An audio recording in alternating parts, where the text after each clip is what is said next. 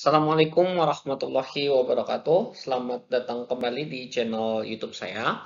Dan pada video kali ini, teman-teman ya, kita akan membahas mengenai salah satu dari 14 PMK ya, atau 14 peraturan Menteri Keuangan yang dikeluarkan kemarin oleh pemerintah terkait dengan pemberlakuan PPN 11%, teman-teman.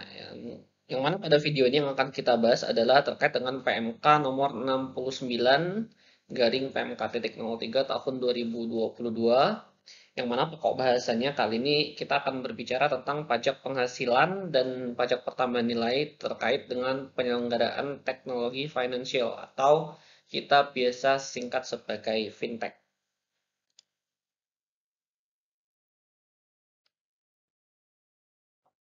Sebelum kita masuk ke materinya, kita lihat dulu teman-teman ya, terkait dengan latar belakang kenapa muncul PMK 69. Yang mana di sini sebenarnya untuk PMK 69 ini sendiri karena terkait dengan fintech ya teman-teman. Jadi di sini fintech itu adalah salah satu sektor yang menjadi viral di akhir-akhir ini karena clickbait yang banyak muncul di media sosial ataupun di media massa dan lain-lain itu mengatakan bahwa keseluruhan fintech itu jadi dikenakan PPN. Nah, kali ini kita akan bahas apakah benar atau tidak fintech itu termasuk di dalamnya ya penggunaan terkait dengan uang elektronik, terus juga terkait dengan pinjol dan lain-lain. Nah, itu akan kita bahas pada video kali ini. Terkait dengan latar belakang ya teman-teman, kenapa muncul PMK nomor 69 ini? Ada setidaknya 4 hal yang melatar belakangi munculnya PMK 69. Yang pertama adalah pesatnya perkembangan teknologi keuangan atau fintech yang mempengaruhi proses bisnis sektor jasa keuangan dan menciptakan transaksi jasa yang baru atau modifikasi transaksi jasa sebelumnya. Nah, ini maksudnya ya teman-teman. Mungkin teman-teman sudah cukup familiar dengan kalau misalnya teman-teman mau beli apa seperti itu di kedai kopi atau beli barang di minimarket dan lain-lain, teman-teman mungkin sebagian sudah lebih prefer untuk bayar bukan lagi dengan menggunakan uang kas ya, atau menggunakan uang cash, tetapi teman-teman mungkin lebih prefer untuk membayar dengan scan menggunakan HP masing-masing. Yang mana dari teman-teman scan itu akan kepotong sejumlah saldo dari dompet elektronik teman-teman. Nah, shifting dari transaksi konvensional dengan menggunakan kas menjadi menggunakan dompet elektronik ini adalah salah satu contoh dari latar belakang munculnya PMK 69 ya, yang itu perubahan atau shifting dari proses bisnis sektor jasa keuangan secara konvensional menjadi lebih terelektrifikasi seperti itu. Yang kedua adalah permasalahan pemotongan PPh pasal 23 atas imbalan bunga pada layanan pinjam meminjam atau P2P lending atau kita sebut sebagai pinjol. Nah, ini akan kita bahas lebih lanjut nanti. Kemudian belum ada ketentuan perpajakan yang mengatur secara khusus terkait dengan pengenaan pajak atas vintage. Dan yang keempat adalah berdasarkan data OJK, industri vintage lending atau pinjol mencatatkan akumulasi kredit mencapai 295,85 triliun rupiah hingga akhir tahun 2021, yang mana meningkat 89,77% secara tahunan atau year on year. Yang mana untuk data ini diambil dari website kompas.com/money dan seterusnya ini pada tautan yang teman-teman lihat pada slide ini. Kemudian untuk dasar hukumnya sendiri teman-teman ya, dasar hukum terkait dengan kenapa muncul PMK 69 itu diatur pada pasal 44E ayat 2 huruf F Undang-Undang Nomor 7 Tahun 2021 atau Undang-Undang HPP yang terkait dengan pendelegasian wewenang penunjukan pihak lain sebagai pemungut pajak, yang mana berbunyi ketentuan lebih lanjut mengenai penunjukan, pemotongan, pemungutan, penyetoran dan atau pelaporan pajak yang telah dipotong atau dipungut oleh pihak lain sebagaimana dimaksud dalam pasal 32A ayat 2 diatur dalam PMK. Nah, kita akan masuk ke PMK-nya. Baik, sebelum itu kita lihat dulu definisi fintech ya. Fintech itu apa? Nah, fintech itu adalah penggunaan teknologi dalam sistem keuangan yang memproduksi barang, jasa, teknologi, dan atau model bisnis yang baru dan dapat memberikan impact atau semacam dampak seperti itu dalam kestabilan moneter, kestabilan sistem finansial, dan atau efisiensi, smoothness, keamanan, dan reliabilitas dalam sistem pembayaran. Kira-kira itu adalah definisi dari fintech, atau dalam bahasa yang lebih sederhana, kita bisa sebut ya bahwa fintech itu adalah implementasi teknologi dalam sistem keuangan atau sistem finansial. Kemudian cakupan teknologi finansial atau fintech dan inovasi keuangan digital. Sebelumnya itu sudah diatur terkait dengan secara garis besarnya itu atau secara umum. Fintech itu diatur dalam aturan yang mana saja. Setidaknya di sini ada dua aturan untuk aturan secara umumnya, tetapi yang mana untuk aturan umum ini sendiri kita belum bisa langsung ujuk-ujuk mengenakan aturan pajaknya tanpa ada aturan yang secara khusus mengatur terkait dengan pajaknya. Di sini kita lihat ada peraturan Bank Indonesia nomor 23 tahun 2021 tentang penyedia jasa pembayaran atau PJP. Kemudian ada juga peraturan OJK nomor 13 tahun 2018 terkait dengan ruang lingkup inovasi keuangan digital dan peraturan OJK nomor 77 tahun 2016 terkait dengan layanan pinjam meminjam berbasis teknologi informasi, yang mana di dalamnya itu terkait dengan penyelesaian transaksi, penghimpunan modal, pengelolaan investasi, penghimpunan dan penyaluran dana, perasuransian, pendukung pasar, pendukung keuangan digital lainnya antara lain sosial atau eco-crowdfunding, Islamic Digital Financing, iwakaf, izakat, robo-advice, dan credit scoring, serta aktivitas jasa keuangan lain antara lain invoice trading, voucher, token, dan produk berbasis aplikasi blockchain. Yang mana semua ini yaitu menjadi basis dari kita memahami bagaimana konsep dasar dari fintech untuk kita bisa memahami aturan terkait dengan perpajakan yang ada pada PMK 69 ini. Yang mana dia akan dibagi menjadi beberapa sub-sub aturan teman-teman ya. Yang mana yang kita akan bahas lebih lanjut. Baik, yang pertama kita masuk ke aspek PPN dari fintech. Yang pertama di sini kita akan lihat terlebih dahulu sebenarnya untuk jasa keuangan ya teman-teman. Jasa keuangan ini sebelum muncul Undang-Undang HPP itu adalah jasa yang tidak dikenai PPN.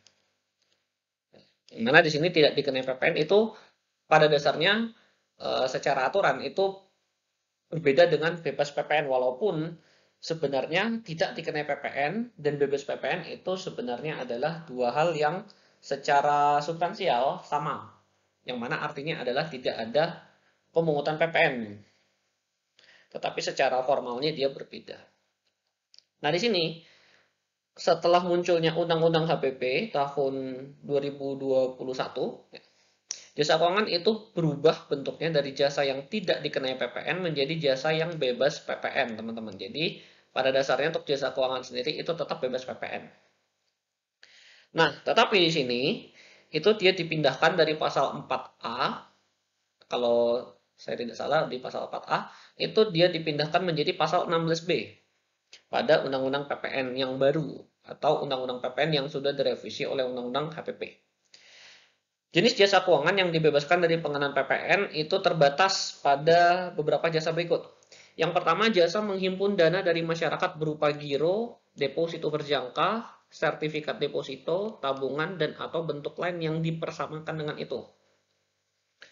Jadi untuk menghimpun dana dari masyarakat seperti itu, misalnya untuk jasa-jasa terkait dengan tabung menabung itu tetap dibebaskan dari PPN.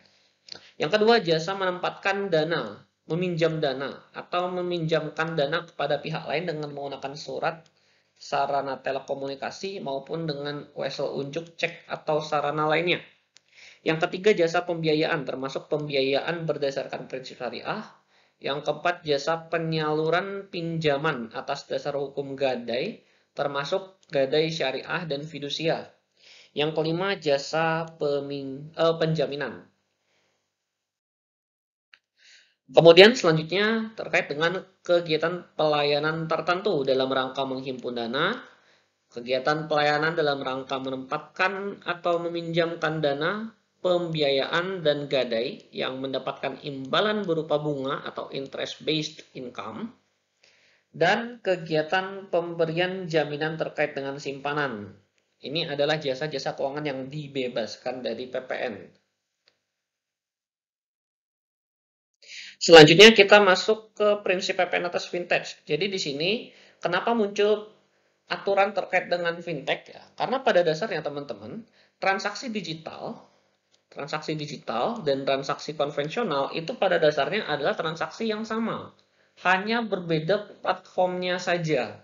Seperti itu. Jadi untuk transaksi misalnya teman-teman Misalnya teman-teman itu beli barang tetapi bayarnya dengan uang kas atau bayarnya itu dengan dompet elektronik, itu dua-duanya sama. Cuma beda alatnya saja. Cuma beda di media yang digunakan saja. Maka dari itu muncul yang namanya prinsip equal treatment. Jadi di sini harus ada kesamaan treatment, ya teman-teman, antara transaksi yang dilakukan secara digital dan transaksi yang konvensional.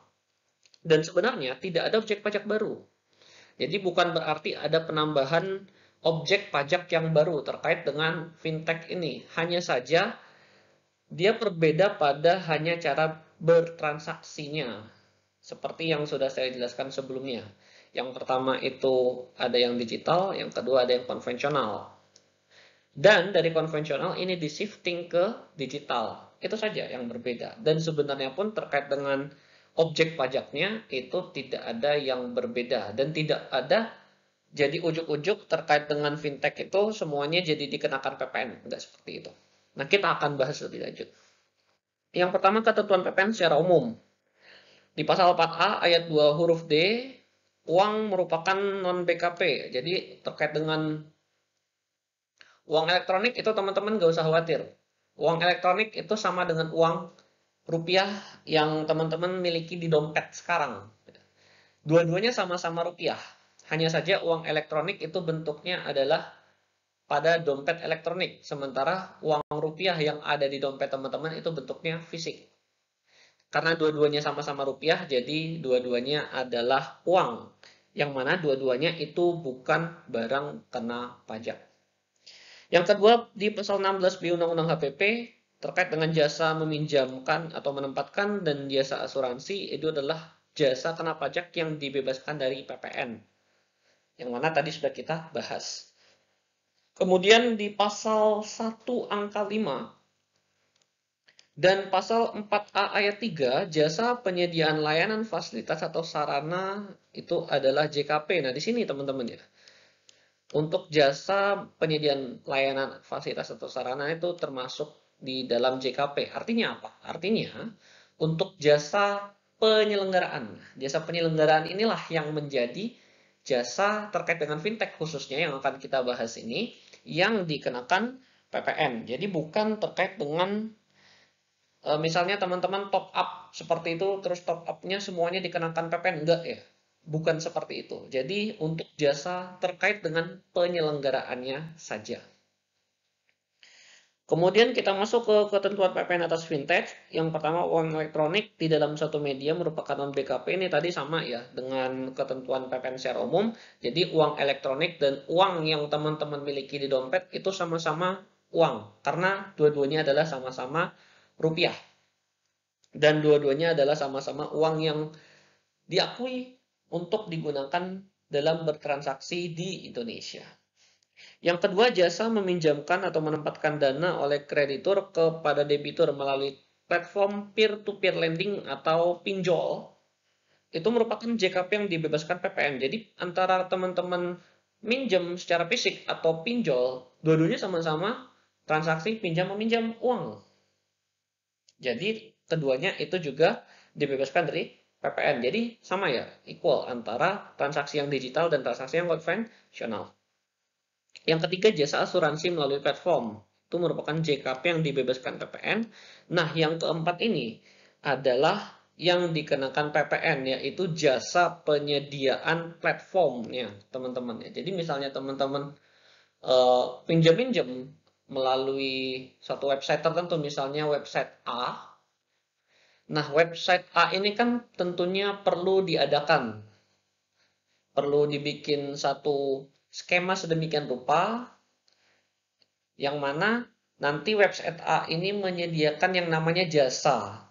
Nah, jasa yang disediakan apa? Jasa yang disediakan adalah jasa penyelenggaraan media, yang mana teman-teman bisa memanfaatkan media tersebut untuk melakukan pinjam meminjam. Nah, atas penyediaan media tersebut atau sarana sistem pembayaran tersebut, itulah yang merupakan jasa yang dikenakan PPN.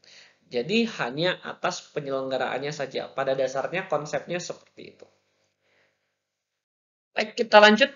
Kita akan perinci satu persatu. Yang pertama terkait dengan penyediaan jasa pembayaran. Nah, ini yang mungkin paling dekat dengan kita, karena terkait dengan uang elektronik ini, misalnya teman-teman mau lewat tol, pasti teman-teman punya yang namanya uang elektronik, atau teman-teman mau naik ojek online, teman-teman pasti punya yang namanya dompet elektronik. Paling tidak teman-teman punya yang namanya sebut saja OVO, GoPay, lalu juga Link Aja dan lain-lain, teman-teman pasti punya. Itu yang akan kita bahas di rincian yang pertama ini, penyediaan jasa pembayaran. Jenis dan contohnya tadi sudah saya coba jelaskan. Uang elektronik, misalnya e-money, tap cash, Breezy, dan lain-lain, apapun nama dan bentuknya. Dompet elektronik, misalnya OVO, GoPay, Link Aja, ShopeePay. Lalu ada payment gateway, layanan switching, clearing, penyelesaian akhir, dan transfer dana. Yang menjadi objek pajak adalah layanan penyelenggaraan fintech-nya. Kemudian DPP-nya adalah apa? DPP-nya ini adalah dasar pengenaan pajak. Nah, yang menjadi dasar pengenaan pajaknya adalah fee atau komisi, merchant discount rate atau imbalan lainnya. Yang menjadi non-objek adalah uang dalam media uang elektronik, termasuk bonus point, top up point, reward point, dan loyalty point. Nah, di sini akan saya coba jelaskan skemanya secara sederhana, biar teman-teman menjadi lebih paham. Misal, kita contohkan teman-teman punya OVO. Ya. Nah, di sini, teman-teman misalnya mau top up OVO melalui minimarket. Misalnya melalui minimarket A. Teman-teman selain membayarkan jumlah top up-nya, misal teman-teman mau top up 50.000 OVO.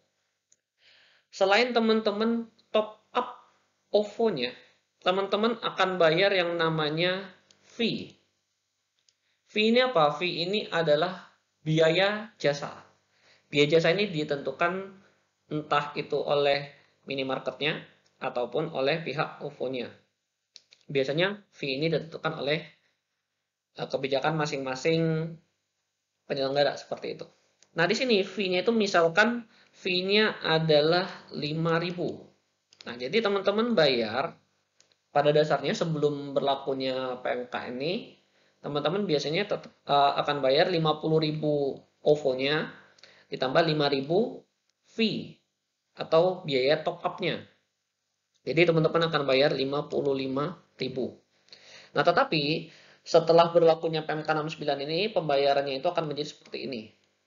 Dengan angka yang sama, teman-teman mau top up OVO 50.000. Kemudian ada fee 5.000. Nah, di sini kita lihat ya teman-teman. Tadi sudah disebutkan bahwa uang itu bukan merupakan BKP. Artinya apa? Artinya 50.000 OVO yang teman-teman top upin ini akan masuk ke OVO teman-teman tanpa dipotong sepeser pun. Jadi tetap akan masuk 50.000. Dan 50.000 ini tidak akan dikenakan PPN. Karena uang pada dasarnya bukan merupakan barang kena pajak. Nah, tetapi di sini ada fee. Nah, fee ini itu adalah biaya jasa. Biaya jasa ini adalah jasa kena pajak. Nah, maka dari itu 5.000 ini itu akan dikenakan PPN. PPN-nya berapa? PPN-nya adalah sebesar 11%. Nah, 11% dari 5.000 adalah Rp550. Maka teman-teman akan bayar Rp55.550. Kira-kira seperti itu terkait dengan skemanya. Itu yang pertama, penyediaan jasa pembayaran. Kemudian yang kedua, penyelenggaraan penyelesaian transaksi settlement investasi. Jenis dan contohnya di sini adalah sarana komunikasi elektronik terpadu yang mendukung aktivitas penyelesaian transaksi efek serta pemindah bukuan seperti CBAS. Nah, di sini karena dia adalah penyelenggaraan, ya, maka pada dasarnya dia adalah objek PPN. Nah, objeknya itu adalah layanan penyedia sarana atau fasilitas. DPP atau dasar pengenaan pajaknya itu adalah fee, komisi, atau imbalan lain. Dan tentunya ini semuanya pada dasarnya adalah dikenakan pajak karena ini adalah penyelenggaraannya. Karena tidak ada unsur yang tidak dikenai PPN. Baik, selanjutnya adalah penyelenggaraan penghimpunan modal. Di sini jenis atau contohnya itu adalah layanan urun dana atau equity crowdfunding. Nah, contohnya equity crowdfunding itu misalnya teman-teman mau bikin satu perusahaan seperti itu atau satu UMKM lah. UMKM teman-teman ini butuh modal. Nah, modalnya itu teman-teman bisa dapetin dari jasa equity crowdfunding, yang mana di equity crowdfunding itu nanti akan ada beberapa orang-orang yang akan menyetorkan modal ke teman-teman untuk teman-teman kelola, yang mana orang-orang ini akan menjadi investor bagi teman-teman, seperti itu. Nah, yang mana di sini untuk equity crowdfunding ini atau tempat di mana teman-teman nanti akan dipertemukan dengan investor. Tempat mempertemukannya itulah yang perlu diselenggarakan dan jasa penyelenggaraan tempat itulah yang dikenakan PPN. Jadi untuk modal yang teman-teman terima itu tidak dikenakan PPN. Begitupun sebaliknya teman-teman sebagai investor. Tidak dikenakan PPN juga atas modal yang teman-teman tempatkan atau modal yang teman-teman setorkan kepada para pelaku usaha yang memerlukan modal dalam equity crowdfunding ini. Objeknya itu sama, layanan penyedia sarana atau fasilitas. DPP-nya adalah fee, komisi, atau imbalan lain terkait dengan equity crowdfunding ini. Dan non-objeknya itu adalah jasa menempatkan dana dan jasa pembiayaan oleh pemodal, seperti itu. Oke, kita lanjut. Layanan pinjam-meminjam berbasis teknologi P2P lending, peer-to-peer lending, atau sederhananya bisa kita sebut sebagai pinjol, pinjam online. Jenis contohnya sudah jelas, terus objeknya itu adalah masih sama, layanan penyedia sarana atau fasilitas. DPP-nya juga atas fee, komisi, atau imbalan lain. Dan yang menjadi non-objek itu adalah jasa menempatkan dana, memberikan pinjaman, dan pembiayaan oleh kreditur. Kemudian selanjutnya, penyelenggaraan pengelolaan investasi. Jenis dan contohnya di sini adalah advanced algorithm, cloud computing, capability sharing, open source information technology, automated advice and management, dan social trading. Objeknya juga sama, layanan penyedia sarana atau fasilitas, dan DPP-nya itu adalah fee, komisi, atau imbalan lain. Kemudian yang menjadi non-objek pajak adalah jasa menempatkan dana atau jasa pembiayaan oleh pemodal. Lanjut, selanjutnya adalah layanan penyediaan produk asuransi online. Dan jenis atau contohnya adalah asuransi perjalanan atau keterlambatan yang disediakan oleh marketplace. Contohnya itu misalnya teman-teman beli barang atau teman-teman itu misalnya beli tiket perjalanan di platform penjualan tiket, misalnya Traveloka atau tiket.com. Di situ akan ada muncul fitur terkait dengan asuransi atas kemungkinan adanya reschedule atau pembatalan perjalanan, seperti itu ya. Nah, atas asuransi tersebut, tidak dikenakan pajak atas jasa asuransi online-nya, tetapi yang dikenakan pajak adalah layanan penyedia sarana atau fasilitas, dan lagi-lagi ketika muncul fee yang harus dibayarkan kepada penyelenggara jasa, maka di sini fee, komisi atau imbalan lain yang diterima itulah yang menjadi objek pajaknya. Oke, selanjutnya layanan pendukung pasar. Jenis atau contohnya adalah artificial intelligence atau machine learning, machine readable news, market information platform. Objeknya adalah layanan penyedia, sarana atau fasilitas, dan DPP-nya adalah fee, komisi atau imbalan lain yang muncul. Kemudian layanan pendukung keuangan digital dan aktivitas jasa keuangan lainnya. Jenis atau contohnya ini adalah terkait dengan pendukung eco-crowdfunding, Islamic Digital Financing, iWakaf, iZakat, robo-advice, dan credit scoring, invoice trading, voucher, atau token. Objeknya juga atas layanan penyediaan sarana atau fasilitas, DPP-nya adalah fee, komisi, atau imbalan lain, dan sama seperti yang sebelum-sebelumnya. Pada dasarnya yang dikenakan PPN itu adalah atas penyediaan platformnya. Seperti itu. Yang mana penyediaan platform ini tentunya, ya penyediaan platformnya juga butuh yang namanya imbalan, karena sudah disediakan lapaknya seperti itu. Nah, atas imbalan penyediaan lapaknya itulah yang dikenakan PPN. Baik, kita masuk sekarang ke aspek pajak penghasilan. Aspek pajak penghasilan ini kita akan lihat contohnya terkait dengan transaksi P2P lending atau pinjol ya, teman-teman.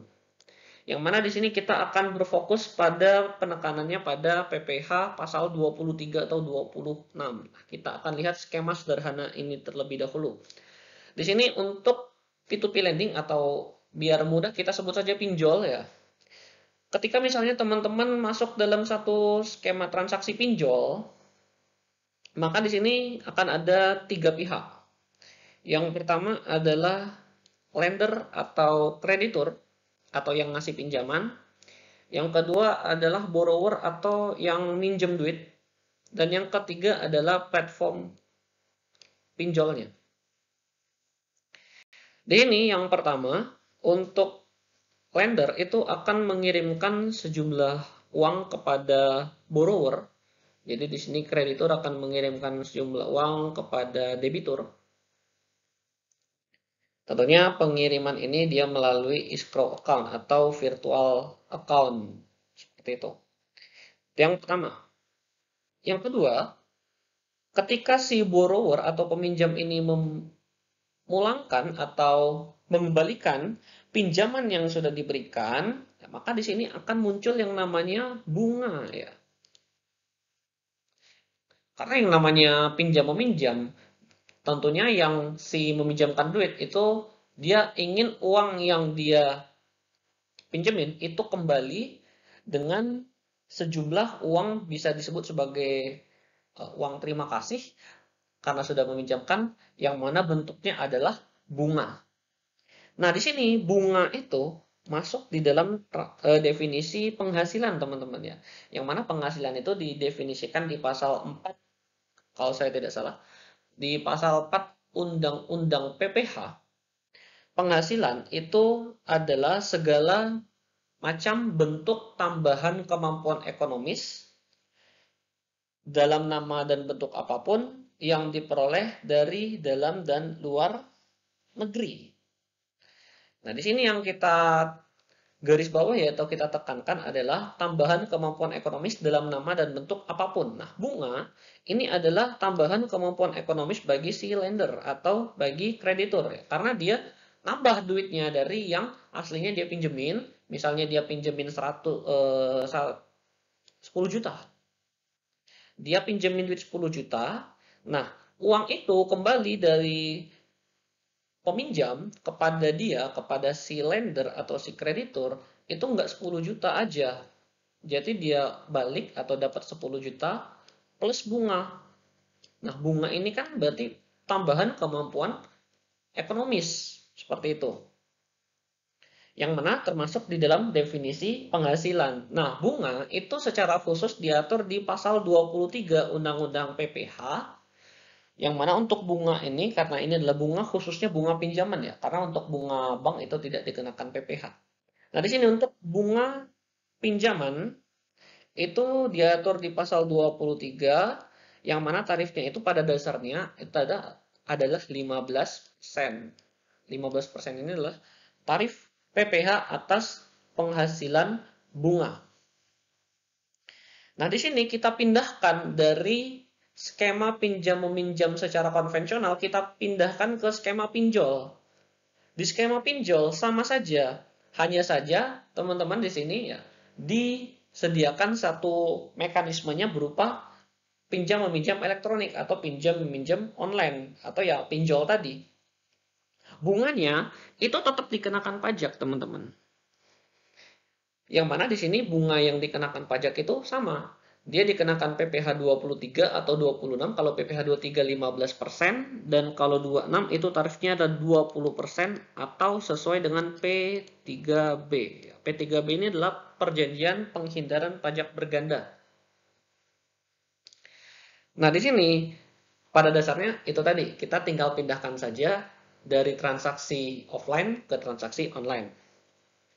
Kemudian di sini untuk fee, komisi, ujroh yang diterima oleh P2P platform ya, karena di sini tentunya untuk ikut dalam transaksi pinjol harus ada pembayaran sejumlah fee kepada P2P platformnya.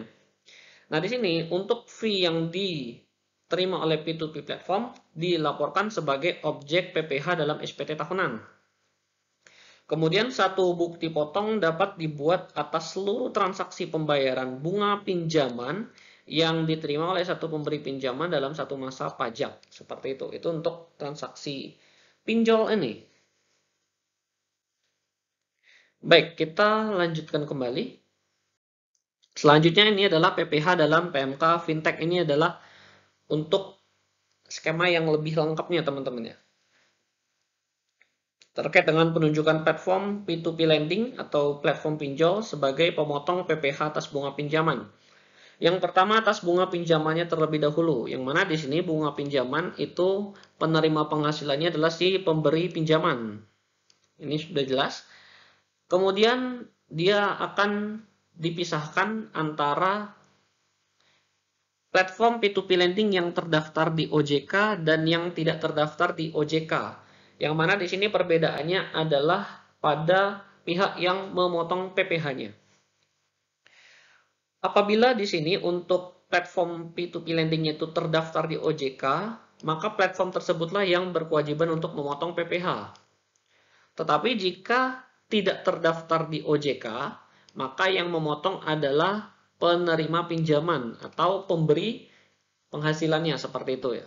Yang mana di sini tentunya syaratnya adalah penerima pinjaman itu adalah sebagai pemotong pajak.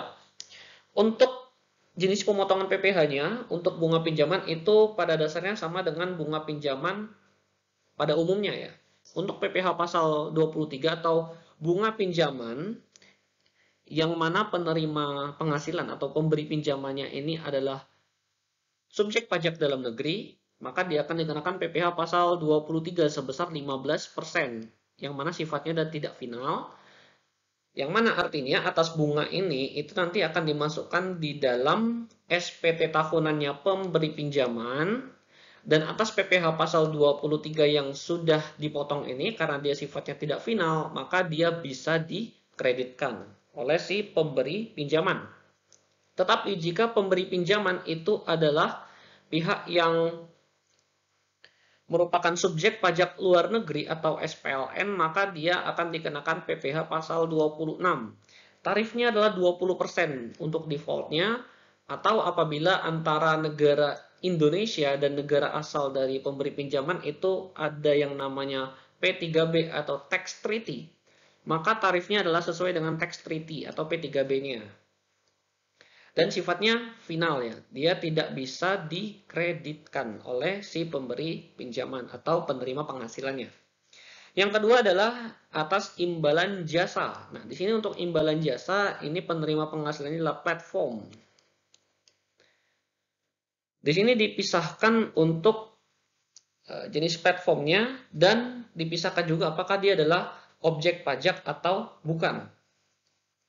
Apabila platform terdaftar di OJK, maka imbalan jasa atau fee yang diterima itu bukan merupakan objek pemotongan PPh.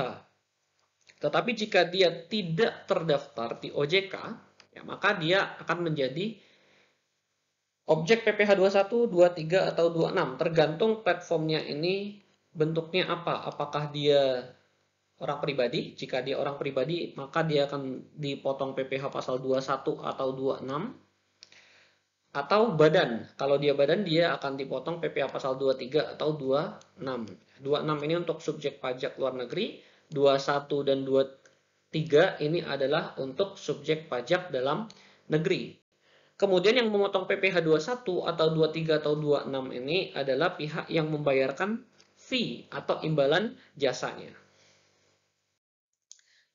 Kemudian di sini ada 3 kewajiban dari platform atau penyedia pinjol seperti itu ya. Penyedia jasa pinjolnya.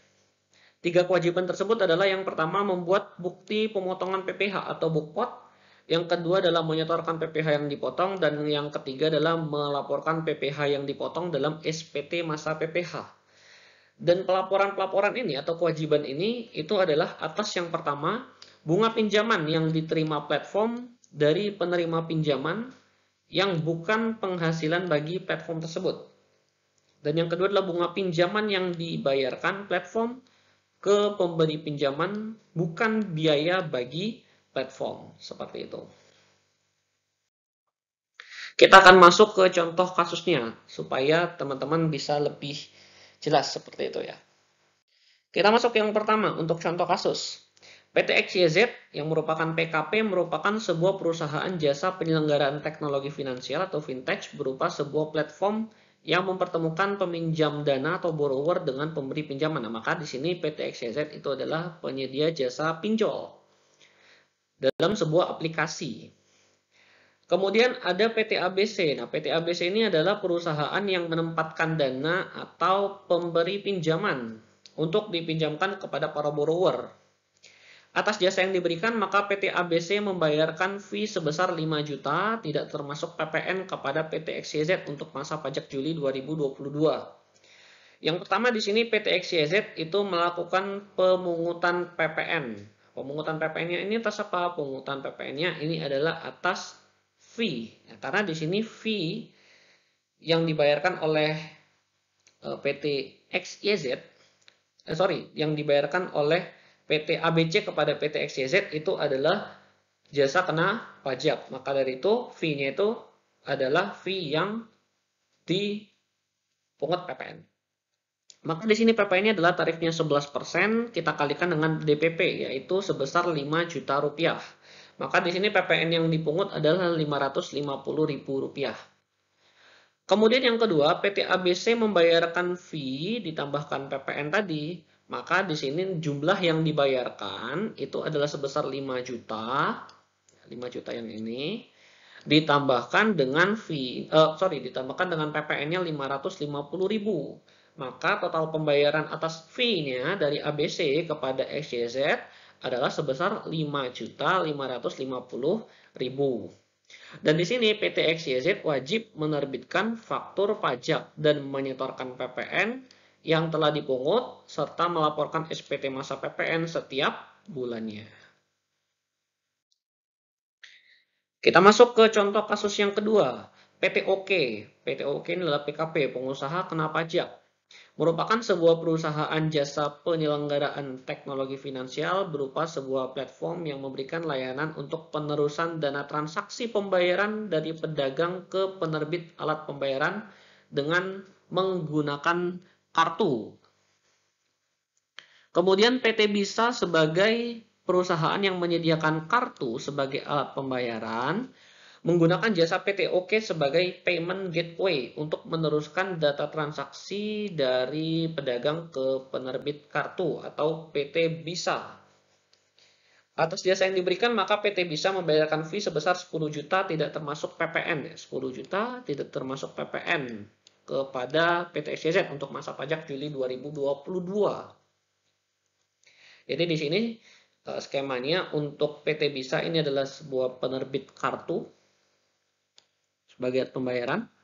Kemudian PT Oke ini adalah meneruskan data transaksi yang dilakukan pedagang kepada penerbit kartunya. Seperti itu. Maka di sini yang pertama PT Oke sebagai penerima fee atau penerima penghasilan melakukan pemungutan PPN sama 11% dikalikan dengan fee-nya atau DPP-nya itu sebesar 10 juta rupiah. Maka di sini PPN-nya menjadi 1.100.000 rupiah. Kemudian yang kedua, PT bisa membayarkan fee-nya adalah sebesar 10 juta, ini ditambahkan dengan PPN sebesar 1.100.000 rupiah. Maka di sini total pembayaran dari PT Bisa kepada PT Oke adalah sebesar 11.100.000 rupiah. Dan PT Oke wajib menerbitkan faktur pajak dan menyetorkan PPN yang telah dipungut, serta melaporkan SPT masa PPN setiap bulannya. Kemudian yang ketiga, contoh kasus yang ketiga adalah contoh penghitungan dan pemotongan PPh pasal 23 atau 26 atas bunga pinjaman yang dibayarkan penerima pinjaman melalui penyelenggaraan layanan pinjam meminjam yang terdaftar atau berizin pada OJK. Ini terkait dengan pinjol. Tetapi di sini kita akan lihat aspek PPh-nya. PTA melakukan pinjaman 100 juta untuk membiayai kebutuhan operasional perusahaan melalui PTB yang merupakan penyelenggara layanan pinjam-meminjam dengan status berizin pada Otoritas Jasa Keuangan. Pinjaman PTA dibiayai oleh PTC. Jadi di sini PTC itu adalah lender. Kemudian dia meminjamkan uang kepada PTA. Yang mana pinjam-meminjam ini difasilitasi oleh yang namanya PTB sebagai platform. Pinjaman PTA dibiayai oleh PTC sebesar 40 juta dan dari ZLTD. Oh, jadi ada dua teman-teman ya. Ada C, ada ZLTD. Jadi C dan ZLTD ini dia memberikan pinjaman kepada PTA. C ini adalah dalam negeri, Z ini adalah luar negeri. Jadi dari C 40 juta, dari Z 60 juta. Kemudian pinjaman tersebut harus dilunasi dalam jangka waktu 24 bulan. Besaran bunga pinjaman yang harus dibayar oleh PTA setiap bulan sebesar 2 juta, yang mana adalah 2% per bulan dari total pinjaman. ZLTD tidak memberikan SKD atau surat keterangan domisili pada PTB. Nah, di sini kita lihat teman-teman ya. ZLTD tidak memberikan surat keterangan domisili. Artinya apa? Artinya di sini apabila ZLTD tidak memberikan SKD, maka untuk tarif PPh yang dikenakan pada dasarnya itu adalah tidak bisa menggunakan P3B karena tidak memberikan surat keterangan domisili, tetapi dia akan menggunakan tarif PPh pasal 26 yaitu sebesar 20%. Dia pakai tarif yang default. Kemudian PTB mengenakan biaya administrasi kepada penerima pinjaman sebesar 2 juta dan kepada pemberi pinjaman sebesar 0,1% dari jumlah bunga pinjaman yang dibayarkan kepada pemberi pinjaman. Kita lihat satu persatu. PTA tidak melakukan pemotongan pajak penghasilan atas pembayaran bunga pinjaman kepada pemberi pinjaman yang dibayarkan melalui PTB. Nah, karena di sini kita lihat ya di soalnya tadi, itu PTB terdaftar atau berizin pada OJK. Maka kewajiban pemotongan pajak penghasilan itu ada pada PTB. Jadi PTB ini adalah pihak yang wajib memotong PPh, bukan PTA-nya.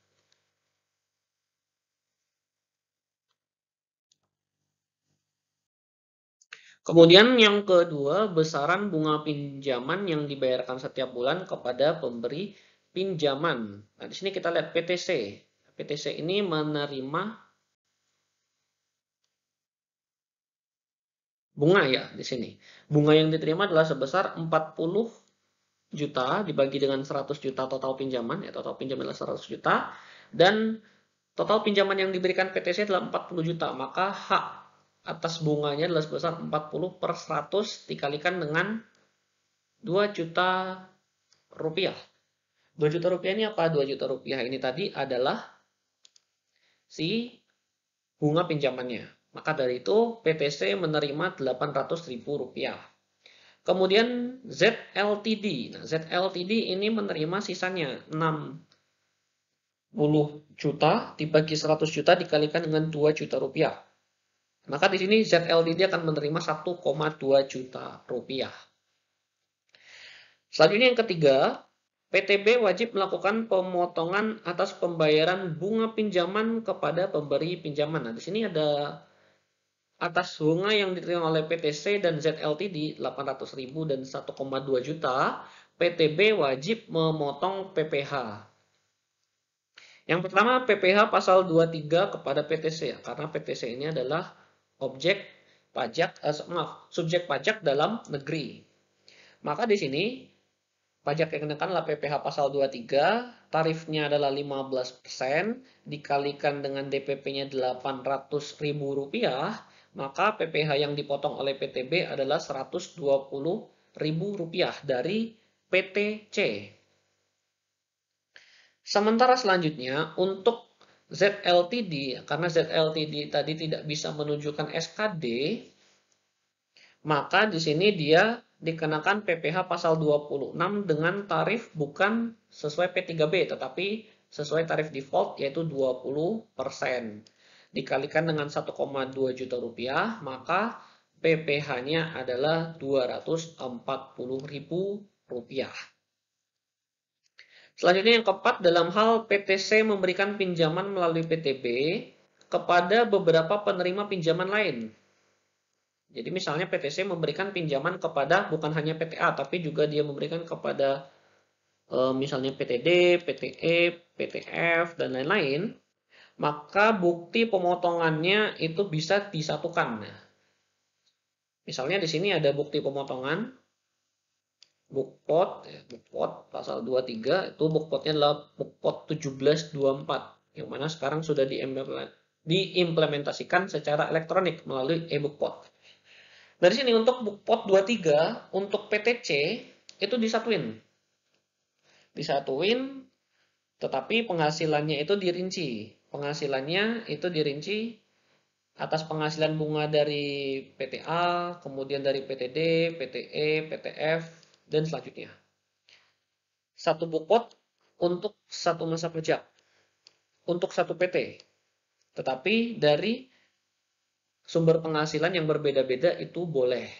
Asalkan masih substansinya adalah bunga dari pinjol. Ketentuan yang sama berlaku untuk ZLTD. Selanjutnya yang kelima, penghasilan dari biaya administrasi yang diterima PTB. Nah, tadi kita lihat PTB itu menerima sejumlah penghasilan ya teman-teman. Menerima sejumlah penghasilan dari PTA, C, dan Z. Nah, di sini untuk penghasilan dari biaya administrasi tersebut, karena PTB terdaftar di OJK, maka tidak dikenakan pemotongan PPh. Tetapi penghasilan tersebut wajib dilaporkan pada SPT tahunan oleh PTB. Baik, demikian yang bisa saya sampaikan pada video kali ini. Semoga bermanfaat. Terima kasih buat teman-teman yang sudah menonton sampai selesai. Dan jangan lupa jika teman-teman punya pertanyaan lebih lanjut, teman-teman bisa bertanya melalui kolom komentar atau teman-teman bisa bertanya melalui kanal media sosial resmi DJP di Facebook, Twitter, YouTube, dan Instagram. Atau teman-teman bisa bertanya melalui live chat di www.pajak.go.id selama jam kerja. Atau teman-teman bisa juga bertanya melalui call center di 1.500-200. Jangan lupa like, share, dan juga subscribe. Dan kita ketemu lagi di video selanjutnya. Terima kasih. Wassalamualaikum warahmatullahi wabarakatuh.